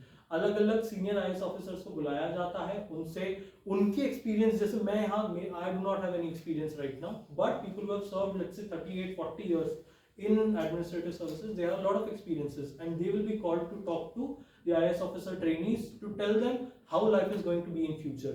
So such things happen in the professional training which lasts for 8.5 to 9 months. That for us ended in May in 2023. Then we are sent back to our respective districts. So there is this 1-year-long district training program in which you are made to go in one particular district. I'm talking about again administrative services. You are made to go under one particular district magistrate / collector, who will be your training collector and who will acquaint you to the different aspects of an IAS officer's life. ठीक है, उसमें you will have to face regulatory hurdles. उसमें कैसे regulation होता है, कैसे नियम बनते हैं, कैसे नियम follow किए जाते हैं, उसके अलावा the developmental role that you are engaged in. ठीक है, तो उसका exposure आपको ground level पे मिले. Not everything can be taught inside a classroom while everybody is sitting and one person is talking. So you need to go to the ground, you need to face those situations. कई बार आपने देखा होगा ऐसा होता है, दंगे हो जाते हैं, बहुत सारी भीड़ इकट्ठा हो जाती है। जैसे अभी अयोध्या में राम मंदिर का इनॉग्रेशन हुआ, नेक्स्ट डे इतनी भीड़ आ गई लाखों में। The district administration did not know what to do क्योंकि उनके पास इन्फॉर्मेशन नहीं थी। तो it is all about planning in advance कि आप कितना पहले से प्लान करके रखते हो, आप उनको कितनी लाइंस में भेजोगे, उनके जूते चप्पल कहाँ रहेंगे, उनके लिए पानी की व्यवस्था कहाँ है, उनके लिए खाने की व्यवस्था कहाँ है, are there waiting halls, is there police deployment. तो all these things are the things which you will only learn when you are posted. One of my batchmates is actually in Ayodhya right now, and she is getting to learn how these things are managed and how the district administration has to be one step ahead of the people to know how to manage things. So these are the things which you can only learn on the ground. So there is this 1-year-long district training program where we are sent to one particular district in our cadre, there's this cadre system in which you get one particular state to serve in. So I'm in Madhya Pradesh cadre, so I've been given one particular district, and you will remain in that district under your training collector, and you will spend 1 year there and see different roles of an IS officer. Okay, आपको different independent charges मिलते हैं where you can go and whatever you decide will happen there. ठीक है, ऐसा रहता है. तो you get a lot of freedom, you get a lot of scope to work, you get a lot of opportunities to make change. So this is something which we do in our district training 1 year long. So that started in May and will end this year in 2024 May. After that we'll have a 2-month assistant secretaryship in one of the central government ministries in order to acclimatize us to how the government of India works. Okay, this is a recent thing which has started in I think 2013-14, and after that every batch has been sent for assistant secretaryship in Delhi government in different ministries. Every officer trainee is assigned one particular ministry, and they go there and see how work is done in the government of India, because a lot of things which happen in state governments do not happen in government of India and vice versa. So for these 2 months we learn that, and again for 1.5 months we go back to Mussoorie and debrief on whatever we have learnt in the past 1 to 1.5 years. So that is our district training. Currently I am in the, that is our entire training. Currently I am in the district training, and it is a lot of fun because you get to see a lot of things. You get to learn how people, transform after getting into the services. You are just one guy who has passed out from college and you have cleared this one exam, and suddenly from this guy who was writing this exam, you are this person who is an officer, and you don't know how to behave, you don't know how to carry yourself.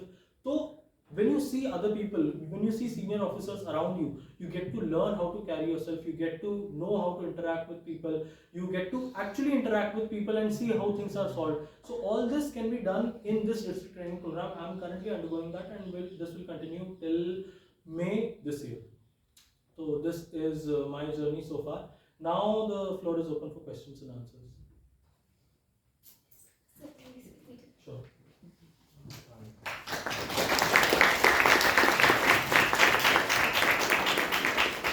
Thank you, sir, for an enlightening speech that has left us all inspired. Your journey from a young student in college to a bureaucrat have ignited our minds. Thank you, sir.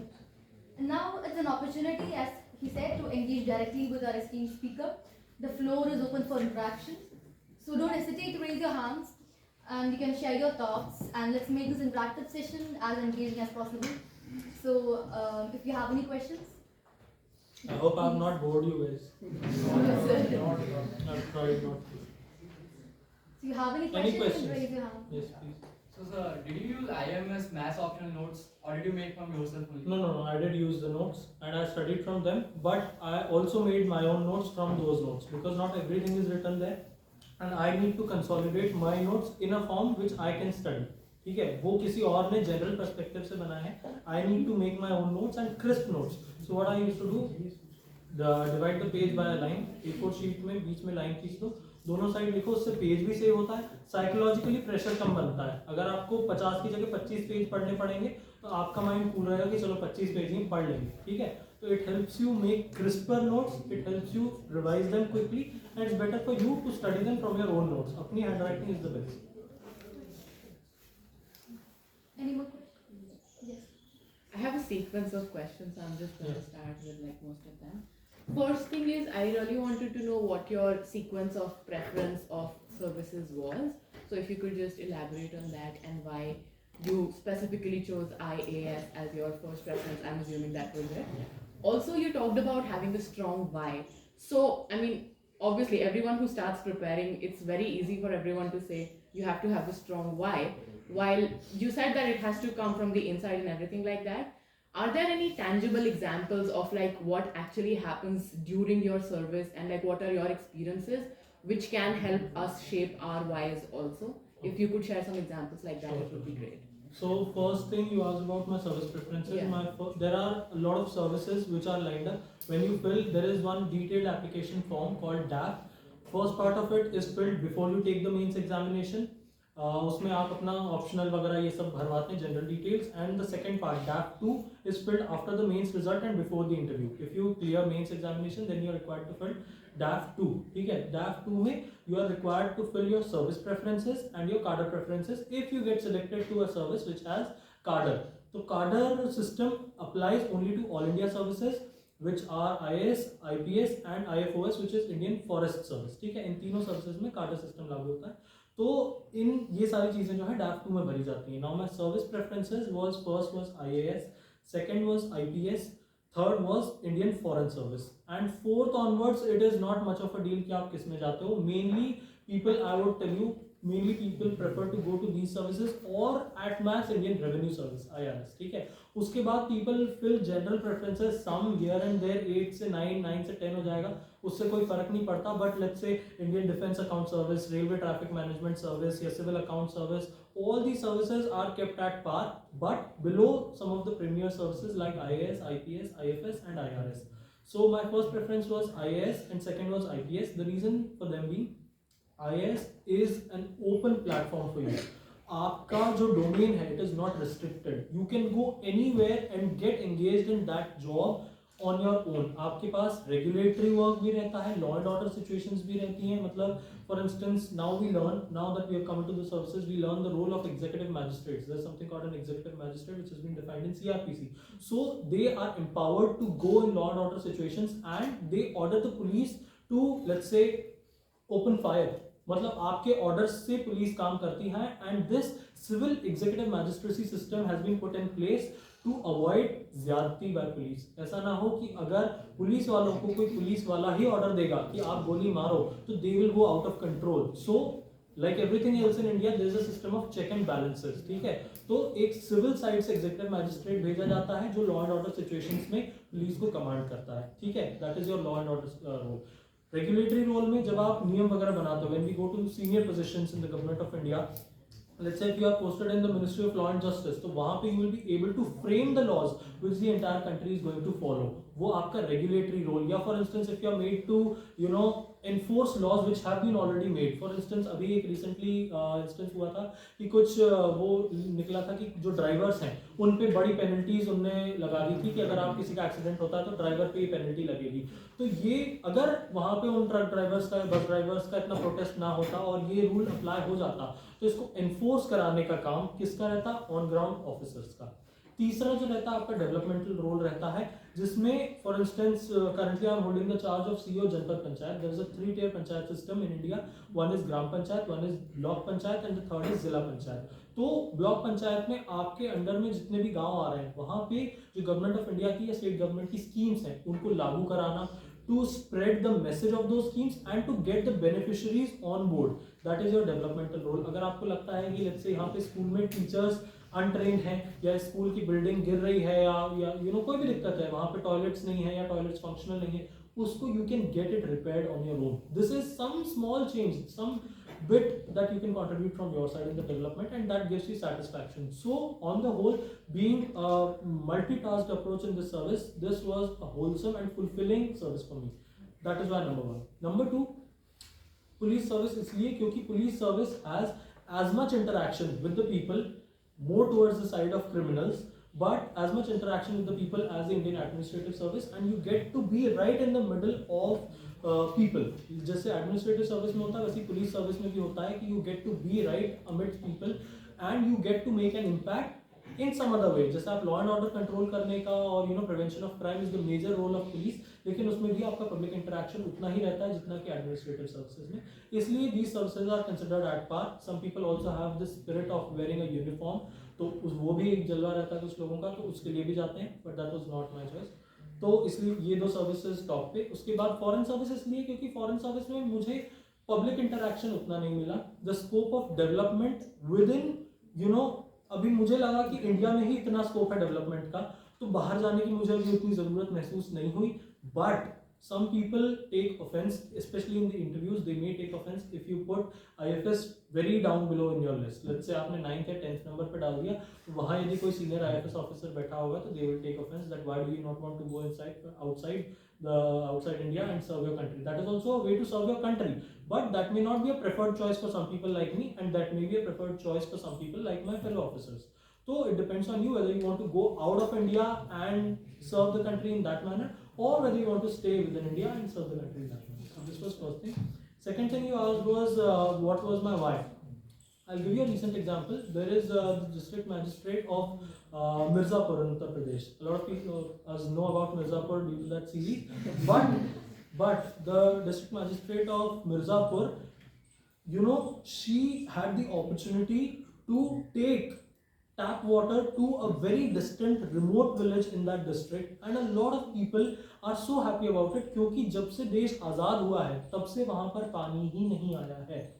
There are a lot of people, even I see, कई जगहें ऐसी होंगी जहाँ पे बिजली नहीं है, कई जगहें आज भी ऐसी होंगी जहाँ पे पानी नहीं है, कई जगहें ऐसी होंगी जहाँ पे सड़कें नहीं है, and people are still living their lives. We are sitting in these air conditioned rooms and we don't know about them. लेकिन कई जगहों पे आपको ऐसा देखने को मिलता है जैसा आपने कभी सोचा नहीं होगा, जैसा आपने कभी देखा नहीं होगा. तो it is a life changing experience. This is a very fulfilling experience for you to go to the ground level and live the lives of other people. You are anyway going to live your life. आप अच्छे college में आ गए हो, अच्छी पढ़ाई कर रहे हो, अच्छे प्रोफेसर्स आपको पढ़ा रहे हैं, अच्छे वेल फर्निश्ड रूम्स में आप बैठे हो, कुशन चेयर्स हैं. लेकिन think about those people who do not have 2 rooms for a family of 10. एक ही रूम में उनका किचन है, एक ही रूम में सब सोते हैं, एक ही रूम में सब लोग टीवी देखते हैं, एक ही रूम में उनके बच्चे पढ़ते हैं. You will get to see a lot of that, and if you are able to make some change in those people's lives, that will give you a lot of satisfaction within yourself. So I think this kind of satisfaction, even when I was in college, I tell this to a lot of people, even when I was in college, I was in Vidya Jyoti program, social service league का जो Vidya Jyoti program होता है. There I used to go and see how people study. They don't have the books, they don't have the space. पढ़ने के लिए आपको एक environment चाहिए होता है. मेरी फैमिली मुझे प्रोवाइड करवा पाई. छोटे बच्चे जो यहाँ विद्या ज्योति में पढ़ते हैं, उनकी फैमिलीज इतना अफोर्ड ही नहीं कर सकती कि उनको वो एनवायरनमेंट दें. उनके यहाँ छोटे भाई बहन हैं जो रो रहे हैं. दे do not have other room for babies. उनके यहाँ एक ही टीवी है जो उनके फादर या ग्रैंडफादर या ग्रैंडमदर कोई भी और देख रहा है. They do not have another room. तो लोगों की जिंदगी में बहुत सारी परेशानियां हैं which we can not understand by sitting here. If we go to the ground, that gives you a perspective, that changes the way you look at things, and that gives you a lot of satisfaction. So this is one of the major reasons I wanted to go, and get into the services so that I can, do my bit and change whatever I can for the positive. This is my. Thank you, sir. Do we have any more questions? Yes. Yeah. So good afternoon. I do have a couple of questions. Yeah. First of all, I will start with while preparing for IMS, like you mentioned IMS, while preparing for mathematics optional, how much should one rely on the IMS notes, which is a very famous study material nowadays, and how much should we go for the prescribed books, because doing the same topic with IMS notes as well as those prescribed books will be very hectic. So this would be my first question. And second question would be how optional, in particular mathematics, affect your interview. How much is asked from mathematics, like optional, how much optional can affect your interview process? First question आपका था कि IMS का कितना rely किया जाए और prescribed books पे कितना.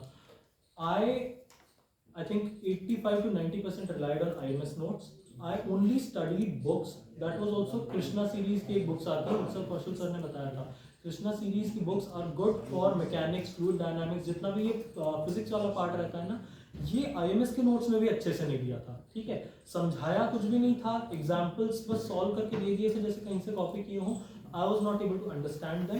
तो फॉर दोज टॉपिक्स जितने भी फिजिक्स वाले थे, for them I study Krishna series की बुक्स. ठीक है, that had a better explanation, that had better examples.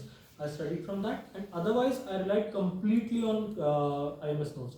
I did not study any book for partial differential equations, ordinary differential equations, let's say real analysis, modern algebra. किसी के लिए कोई book नहीं पढ़ी.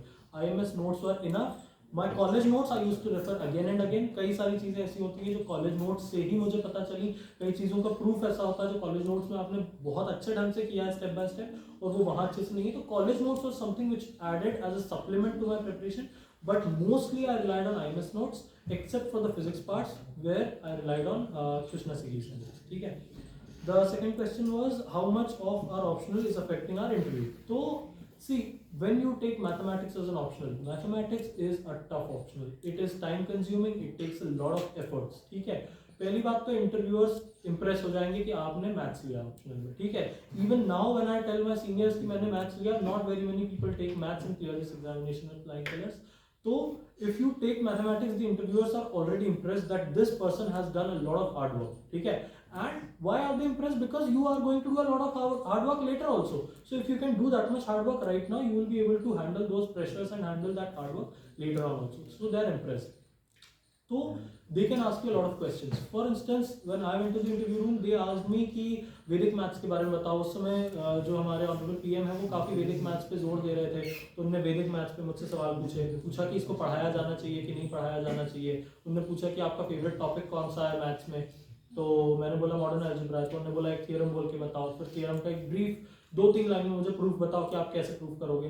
तो हो सकता है कि उनमें से कोई भी मैथ्स का जानकार ना हो तो आपसे जनरल क्वेश्चंस पूछे मैथ्स के बारे में. फॉर इंस्टेंस एक क्वेश्चन मुझसे ये भी पूछा था कि आपने विद्या ज्योति में पढ़ाया भी है और आप मैथ्स के स्टूडेंट हो. तो मैथ्स से बच्चे बहुत डरते हैं. अमूमन ये देखा जाता है कि मैथ्स से बच्चे डरते हैं. तो how will you encourage students to take up mathematics? How will you make it more interesting for them? तो इस प्रकार का जनरल क्वेश्चन भी आपसे पूछा जा सकता है, या वहां पे कोई मैथ्स का जानकार बैठा हुआ तो वो आपसे स्पेसिफिक क्वेश्चन भी पूछ सकता है. वो आपको एक थ्योरम का नाम भी दे सकते हैं कि give me the statement of this theorem. तो आपको यदि आपने अपने ऑप्शनल की पढ़ाई अच्छे से की है बिना चीजें छोड़े हुए तो आपको उतना आ जाएगा. बाकी मेन थ्योरम जो नाम पे रहती है ना, बर्नौलीज थ्योरम, स्टोक्स, गाउस, इन सब की थ्योरम्स के आपको स्टेटमेंट्स याद होने चाहिए. और यदि हैं तो वहां पे आप अच्छा कर पाओगे. लेकिन आपको इंटरेस्टिंग क्वेश्चंस वहां पे देखने को मिलेंगे. आप पास में इंटरव्यूज में जिनके मैथ्स ऑप्शनल थे उनसे क्या सवाल पूछे थे उससे भी आप रेफरेंस लेके थोड़ा अपना बना सकते हो. और इंडिया के पास्ट मैथमेटिशियंस रामानुजन से लेके और पीछे ब्रह्मगुप्त, ये सब इनके बारे में आप थोड़ा पढ़ लीजिए. मैथ्स ओलंपियाड्स के बारे में पढ़ लीजिए. इंटरनेशनली कौन सी मेजर मैथ्स की एग्जाम्स होती है उनके बारे में पढ़ लीजिए. तो उससे आपको थोड़ा मैथ्स से रिलेटेड कुछ अच्छे यूट्यूब चैनल्स हो सकता है आपसे पूछ लें कि भाई आज की एज में आप यूट्यूब देखते हो इतना, क्या हो सकता है. तो you can anticipate questions and then you can get answers to them beforehand. तो मैथ्स से भी आपसे मेरा मतलब ये था कि मैथ्स से मान लो कि 10% सवाल, 10 to 15% सवाल मैथ्स से आए थे, which were general as well as specific. या सर आपकी जीएस की स्ट्रेटजी क्या है?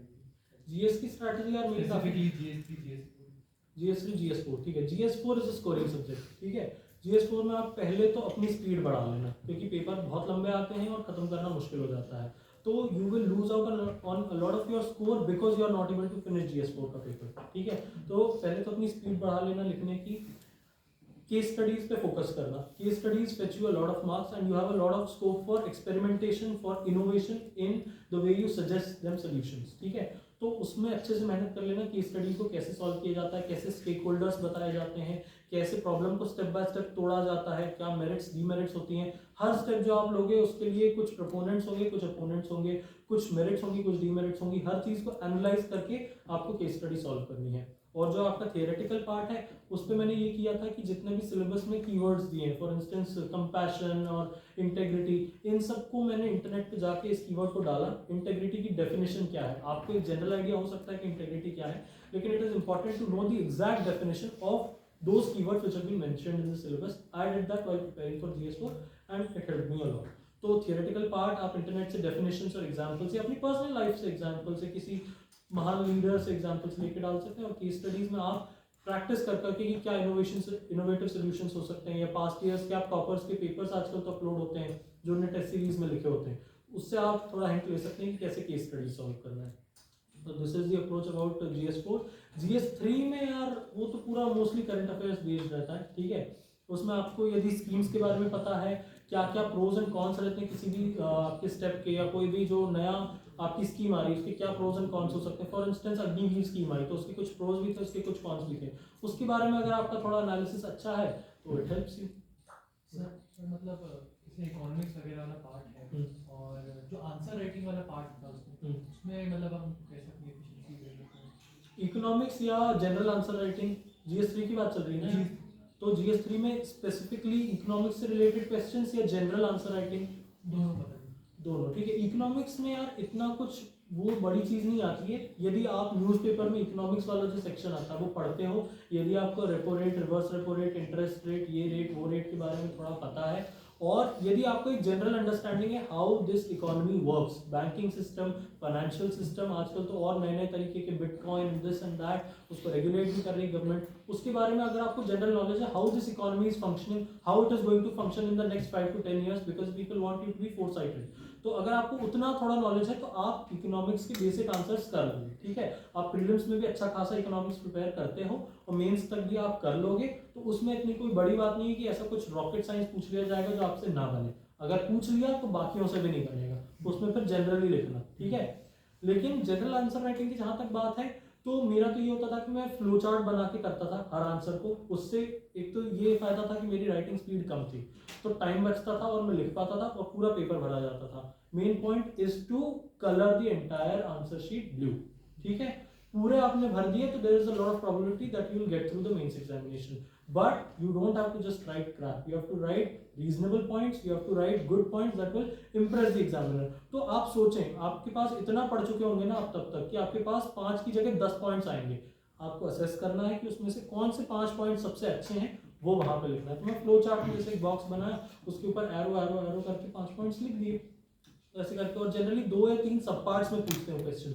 Mention the challenges, suggest some measures to overcome these challenges and tell us something about this scheme. तो 2-3 पार्ट्स होंगे। तो if you go with the strategy हो जाता है। अगर आपको current affairs, if you are abreast with the current affairs, it will help you. या So what was your strategy for current affairs, emphasizing on the differences between prelims and mains? I don't think there's a lot of difference between prelims and mains. The only thing is in prelims you have to focus on facts. For instance, if a new scheme has been launched, which ministry has launched it, what is, let's say, the outlay in that scheme, मतलब जो key points होते हैं, the key things which can be asked in fill in the blanks or MCQs, that are more important in prelims. But in mains examination, the general idea of that scheme, how many people are going to get benefited and how are they going to get benefited, and what are the demerits of the scheme. For instance, if there is a scheme which has a lot of financial outlay, then it may hamper the financial outlay in other schemes या other projects, ठीक है। So that could be a downside. Yeah, it may not be labor intensive and it can be capital intensive, so that will create unemployment in people. So every scheme that is implemented has a lot of pros and cons. So that kind of analytical attitude of assessing the pros and cons is more important in mains, but not in prelims. In prelims what you require is the ability to state facts. किस ministry ने launch की, either it is this or that. मतलब जो binaries में रहते हैं ना, that is more important for prelims but not as important for mains, and the analytical approach is more important for mains but not in prelims. So did you follow monthly magazines? I did. I used to read the current affairs. Firstly, I used to read newspaper every day.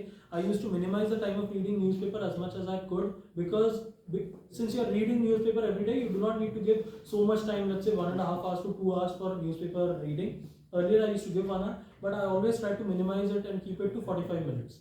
45 minutes reading of newspaper, 45 minutes reading of current affairs which have been posted by 2 websites. I used to read Insights IAS and Vision IAS. And read the current affairs posted by them, because the newspaper editor does not know that you are preparing for this examination, but the coaching editors know that you are preparing, and that is why they streamline their material according to your needs. So it is important to read the newspaper as well as to read the material put up by whichever coaching institute. You can choose whichever coaching institute suits you. So that was my everyday schedule. And for monthly magazines, I used to read the monthly magazine of Vision IAS once in a month and try to finish that also as soon as possible. So as far as answer writing is concerned, when did you write your first full-fledged answer? Or what points should we keep in mind before writing an answer? What about what is to be the approach when we start with answer writing? I wrote my first full-fledged answer on day 1 of my preparation. Okay, I was weak in answer writing. I did not know how to write answers. I was used to using mathematical language, जिसमें belongs to और there exist और so लिखते हैं. So I did not know how to write full answers in paragraph style. Maybe students who are from humanities background are much more equipped to write long answers and write flowery language, but not me. So I went for writing answers from day 1. What I used to do every day was give half an hour for answer writing. Okay, write 3 answers. I used to write 3 answers every day, 10 minutes each. And how would I know the answers to particular questions if I am starting my preparation on day 1? I used to pick up questions from some forums which put questions from that day's newspaper. Okay, you have read that day's newspaper in the morning, so in the evening, let's say when I sit at 8 o'clock for my answer writing, I know the content in that newspaper, so I will pick up questions which have been made by a website which picks questions from that day's newspaper. So I cannot say कि मैंने ये चीज़ पढ़ी नहीं है, उसी दिन की newspaper में आई है तो मैंने पढ़ी तो है. I should be able to write some bit of answer writing in that. लेकिन as you do more and more answer writing and as you study more and more into your preparation, you will be equipped to write answers which are much more difficult also. So you can then go to, let's say, previous year's question papers, or previous year's mock tests. Yeah, you can enroll in this year's test series also.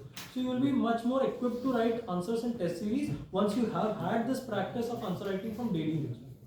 So I started from day one. So can you name the websites they used to? Insights IAS पे अपने Forum IAS पे भी आते हैं, IAS बाबा पे भी आते हैं, कई जगह आते हैं. Yes. So you must be hailing from science background in your 12th standard, that means no humanities there, Yeah. and then the mathematics honors in the graduation. So how did you manage all these GS papers plus essay papers, as you mentioned, in just 2-3 hours a day of your preparation? देखो ऐसे की मैंने ये strategy अपनाई थी कि मैं हर हफ्ते एक ऐसे लिखता था, ठीक है. That may not be a very good essay, but I said in terms of answer writing, I did not know how to write an essay, so I started right off. मतलब जैसे ही मैंने प्रिपरेशन शुरू की, I started writing essays, 1 essay per week, ठीक है. This was my strategy for essays. And second you asked कि बाकी humanities वगैरह का background नहीं था.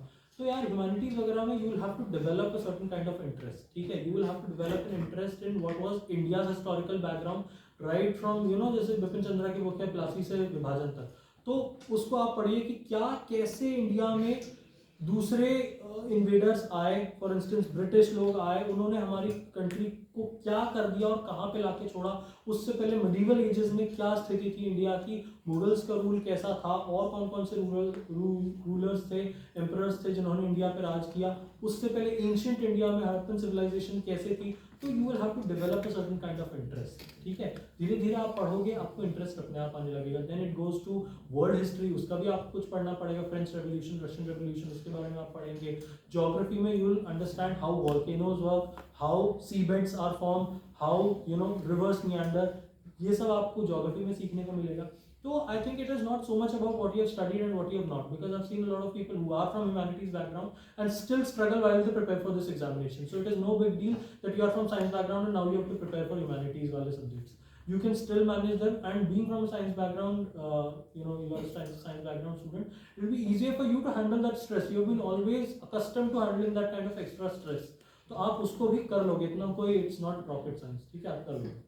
And sir, just your take on that. What do you think that UPSC molds the questions in a different way from other examinations? Does they just mold the question, or in simpler words, does they ask the question in a different way? नहीं ये नहीं है. देखो इनके जो सवाल रहते हैं ना, they are not just questions, they are analytical thoughts. ठीक है. अब जैसे आपने देखा होगा एक सवाल आ गया था कि पानीपत में इतने बैटल्स हुए तो क्यों हुए. हमने इतने बैटल्स पढ़ लिए, first battle of Panipat, second battle of Panipat, third battle of Panipat, हमने सोचा ही नहीं कि क्यों हो रहे हैं पानीपत में इतने बैटल. तो इस तरह के सवाल आपको पूछे जाएंगे, आपको सोचना पड़ेगा. जैसा मैंने कहा, क्यूरियोसिटी, चीजें हो रही हैं तो क्यों हो रही हैं ऐसी, ठीक है. इजराइल पैलेस्टीन वॉर हो रहा है तो क्यों हो रहा है. That will take you to the history, that will take you to the geography, that will take you to the political systems there. आप एक चीज पढ़ने जाएंगे, अपने आप आपको सारी चीजें मिलती जाएंगी वहां पे, ठीक है. तो दे do not mould the questions, they history का जैसे ये तो सवाल था, ये तो इतना रेलेवेंट भी नहीं है आजकल, तो वो वॉर और बैटल वाला सिस्टम ही खत्म है. लेकिन मैं अभी बता रहा हूँ कि जैसे इंडिया को करंटली क्या क्या थ्रेट्स हैं. फॉर इंस्टेंस टेररिज्म हो गया, नक्सलिज्म हो गया, इन सारी चीज़ों से कैसे थ्रेट हो सकता है, इनसे कैसे बचा जा सकता है, इंडियन गवर्नमेंट ने क्या पॉलिसीज लाई हैं उसके लिए. तो इस तरह के एनालिटिकल क्वेश्चंस आएंगे, and you will have to develop that attitude while you study also. You can not develop it just at the end. Answer लिखूंगा तो ऐसा एटीट्यूड रखूंगा, पढ़ूंगा तो नहीं रखूंगा, ऐसा नहीं होगा. You will have to develop it while you are studying. क्यों हुआ पानीपत में 3 बैटल हो गए, क्यों हो गए, आप अपने दोस्तों से पूछो, कोई किसी के पास तो जवाब होगा. आप खुद ही सोचने लगोगे कि क्यों हुए होंगे यार, मैं देखूं उसकी ज्योग्राफी कहाँ है. ऐसा तो नहीं बाजू से आना आसान हो इसलिए पानीपत में ही रुक के बैटल करते हो सर. हो सकता है ये कारण रहा, मुझे भी नहीं पता, आपको भी नहीं पता, लेकिन कम से कम आप एक लॉजिकल आंसर लिखोगे तो एग्जामिनर को लगेगा बाकियों के मुकाबले इसने कुछ तो लिखा है, ठीक है. And sir, in opinion-based questions, if your opinion differs from the examiner, can that affect your chances of? You will have to support, you will have to substantiate. क्यों आप ये सोचते हो?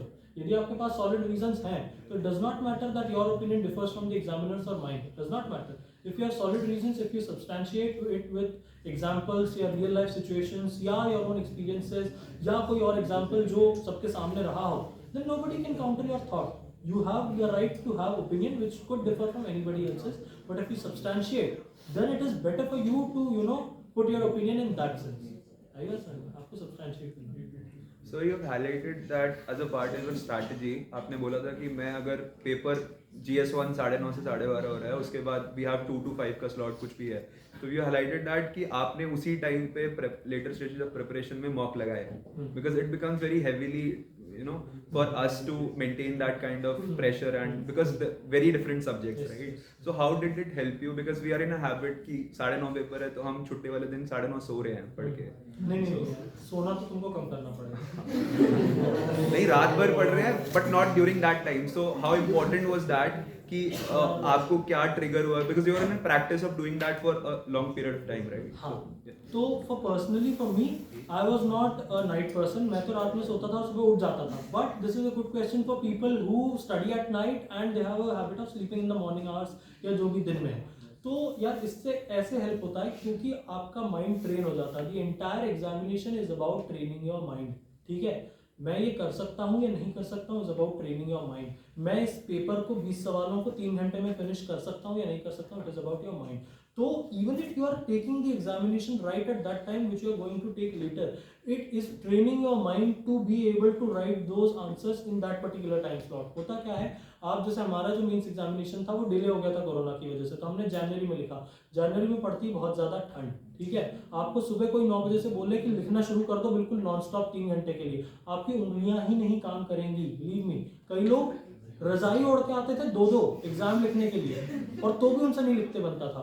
तो it is about training your mind. अगर आप सुबह ही उठ के रोज लिखोगे तो आपकी उंगलियों को पता होगा, आपके दिमाग को पता होगा कि थॉट्स का फ्लो कैसे बनता है. आप ये जान जाओगे कि शुरू के 2-3 आंसर में मेरा थॉट फ्लो उतना अच्छा नहीं रहता है, बाद में अच्छा होता है. देन यू विल ट्रेन कि कैसे मैं शुरू से ही उसको अच्छा रखूं. आप एक काम कर सकते हो कि 9 बजे से एग्जाम है, आप 8:30 बजे से कुछ भी रैंडम चीजें लिख रहे हो जो स्लो नहीं लिख रहे हो आप, लेकिन it is training you for the fast writing in the examination. तो आप उस टाइम पे करोगे ना, तो it is training your mind to be in that slot, to be in that position to write a 3-hour long examination at that time in the final exam. Do you have any? I think that's the last question. Yeah. Very chill ones. Just wanted to ask, what did you write as your hobbies, and like what were your general hobbies during the 1 year of preparation? यार मेरी general hobbies जो थी वो 1 year preparation से ज़्यादा college में थी, ठीक है. तो मुझे वैसे थिएटर करना बहुत अच्छा लगता था, मैंने बहुत थिएटर किया भी है यहाँ पे, और मुझे और भी कई सारी चीज़ें करना अच्छा लगता था, लेकिन मैंने इतनी सारी चीज़ें हॉबीज में लिखी नहीं. उसका कारण ये था कि उसके लिए फिर उतना पढ़ना पड़ता, ठीक है. तो सच में तो इसलिए मैंने काफ़ी कम चीज़ें लिखी. मैंने शायद एक तो मैंने ये चीज़ लिखी थी उसमें हॉबीज एंड इंटरेस्ट में कि एक तो मुझे पढ़ाना भी अच्छा लगता है, इसलिए मैं विद्या ज्योति में गया था. ये चीज़ लिखी थी मैंने, और एक और चीज़ लिखी थी. ये 2 चीज़ें लिखी थी जिससे मुझे उनके बारे में कम पढ़ना पड़े. मेरे खुद के एक्सपीरियंस थे तो मैं उसको इजीली एक्सप्रेस भी कर पाता, और मुझे उसके लिए एडिशनली इतना पढ़ना नहीं पड़ता, ठीक है. क्योंकि वैसे भी आपके पास इंटरव्यू में पढ़ने के लिए इनफ रहता है. करंट अफेयर्स बहुत सारे होते रहते हैं, और आपका डैफ जो है that is a complete document about your personality. तो उसमें भी आपको कई चीज़ें कवर करनी रहती हैं. आपका होम स्टेट, आपका होम टाउन, आपके माता पिता का जॉब, आपका खुद का यदि कोई जॉब रहा है, आपका नाम, सबका नाम, इन सब पे भी बहुत प्रिपेयर करना पड़ता है. तो इसलिए मैंने फिर उसको उतना हैवी ना रख के वो चीज़ें रखी जो ईजिली प्रिपेयर हो जाती है. ऐसा था. हॉबीज तो वैसे मेरी कई सारी थी. If anyone of you has any other question, मैं अभी कैफे में रहूँगा, वहाँ पे अपन बात कर सकते हैं. One last question. How was your interview experience and how to maintain the calmness? जैसे हमने काफी सुना है, when you enter into the Tolpur house, there is a lot of pressure on your head, and when you are sitting over there are like random thoughts going in your mind. So how to overcome those thoughts? And वो जो एक कहते हैं ना, वो इतनी journey हम cover करके आए, but the journey from that chair till the room of जहाँ पे वो chair person लोग बैठे हुए हैं, that journey is very long. तो वहाँ पे अपना calmness कैसे maintain करें, and how did you do that, and what were the questions which were asked in your interview? यार इंटरव्यू एक्सपीरियंस तो बड़ा अच्छा था, मज़ा आया, ठीक है. It is not an interview, it is just a conversation. जैसे मैं और आप बात कर रहे हैं, वैसे 5 लोग मिलकर आपसे बात करेंगे. आपको सिर्फ ये दिमाग में रखना है, आपको जितना पढ़ना था आप पढ़ चुके, आपको जो कुछ करना था आप कर चुके, ठीक है. अब बस नेचुरली आपको, जैसे आपके 5 प्रोफेसर्स को यहाँ पे बैठे हुए हैं, आपसे बात कर रहे हैं, तो वो कुछ सवाल पूछेंगे, आपको आता है तो आप बोलोगे इसका जवाब ये है, आपको नहीं आता आप बोलोगे मुझे नहीं पता. ऐसा ही रहता है इंटरव्यू भी. ऐसे कोई बहुत रेडिकली डिफरेंट क्वेश्चंस नहीं पूछे जाते हैं, कुछ बहुत अलग सा नहीं पूछा जाता है, और यदि कुछ पूछ भी लिया तो सीधे बोल दो आई डोंट नो. उसमें कोई ऐसी बुरी बात नहीं है. सबको सब कुछ नहीं पता हो सकता है, ठीक है. तो आप वहाँ जाके बोल सकते हो. और जैसा आपका कहना था कि वहाँ से जो अपन धौलपुर हाउस में एक अलग प्रेशर या एक स्ट्रेस आता है, तो उसको आप again by practice you can overcome it. You will have to train your mind to be in that position in front of so many people again and again. उसके लिए मैंने मॉक्स भी दिए, and there was something called e mocks which had been started by one of the coaching institutes, जिसमें what they used during corona वाला time, उसमें वो क्या करते थे कि there would be one person on the video. There are YouTube videos on YouTube, अभी आप देख सकते हैं. उसमें एक पर्सन आपसे क्वेश्चन पूछेंगे, then there will be a random timer, let's say 30 seconds, let's say 25 seconds, let's say 10 seconds. उसमें आपको उस टाइमर वो चालू हो जाएगा, जैसे क्वेश्चन खत्म हुआ टाइमर चालू हो जाएगा, उतने समय में आपको उसका जवाब देना है. तो that enabled me to process the question in my mind in that much time, frame an answer and reproduce it in front of the interviewers. तो उससे मुझे प्रैक्टिस मिली. इसके अलावा मैंने फिजिकल मॉक सेशंस भी लिए, जिससे मुझे और अच्छी प्रैक्टिस मिली. और वहाँ पे आप अपने आप को गलतियाँ कर सकते हो, ठीक है. आपने पहले मॉक लेके रखे तो जो गलतियाँ होनी होंगी वो पहले हो चुकी होंगी. उसके बाद एंड में it is no big deal. जितने उसको यूट्यूब पे और इंटरनेट पे बताया जाता है ना, ऐसे पूछेंगे वैसे पूछेंगे, अगर नहीं जवाब आया तो डांट देंगे, कुछ नहीं होता, ठीक है. सब चिल रहते हैं, आपस में बातचीत करने के लिए आए हैं. They are only there to assess you whether you are suited for an officer of their choice or not, ठीक है. They are not waiting to select an officer. They have already gotten an officer in their room. They are only going to put a seal that they have approved their selection, ठीक है. तो आपको ये मान के जाना है कि हम बन चुके हैं. जो कुछ आप लेट्स से आपके सामने कोई सीनियर ऑफिसर्स बैठे होते तो आप कैसे बात करते, फॉर्मल होता लेकिन जेंटल होता. ऐसी कोई टेंशन नहीं रहती आपके बीच में कि यार मैंने जवाब नहीं दिया तो ये हो जाएगा, या मुझे टेंशन है कि मुझे नहीं आता होगा तो ये हो जाएगा. कुछ नहीं. कई लोग हैं जिनको कई सारी चीज़ें नहीं आती हैं, तो कोई बात नहीं, होता है सबके साथ ऐसा. आप उनको बोल दो कि मुझे नहीं आता है. आपको वो इतना भी बोलते हैं, आराम से make yourself comfortable. If you want to have water you can have water. If you want to write something and answer them in written you can do that also. आप सब कुछ कर सकते हो. उनसे क्वेश्चन वापस रिपीट करने का भी पूछ सकते हो. तो बहुत नॉर्मल सा चिल्ड आउट सा एटीट्यूड रहता है. कोई आपका गला पकड़ के नहीं बैठा है. आपको नॉर्मली बातें करना है, और इंटरव्यू आपको पता भी नहीं चलेगा आधे घंटे का इंटरव्यू कब हो जाएगा. लोग आपसे बातें करते रहेंगे, उसमें 5 लोग हैं और आपको 30 मिनट के आसपास वो लोग देते हैं, तो कितना 6-6 मिनट हुआ. आपको पता भी नहीं चलेगा, 2-3 सवालों में यूं हो जाते हैं 6 मिनट. इतना कोई स्ट्रेस वाला नहीं है. You just need to train your mind. As in everything else you need to train your mind to be in that position, and then you will be able to play it well. अगर आपने उतनी practice की है तो फिर कहीं भी ball डाले आपका शॉट अच्छा जाएगा. Thank you, sir. Now we come to the end of the interactive session. Now I invite the president of the MAPSOC, Ms. Sharon James, to present a token of appreciation to our chief guest.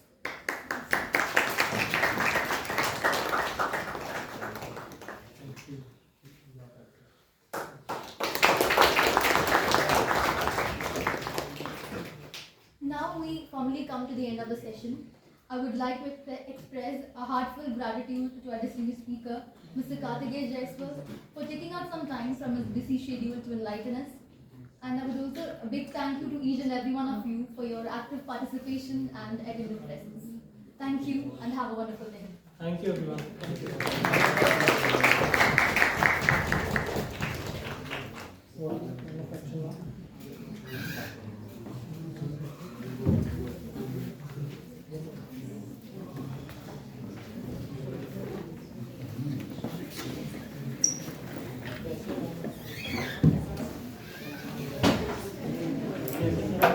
We have a nice volunteer. The video is taken already. Okay. Yes. Thank you. So, volunteer. Thank you.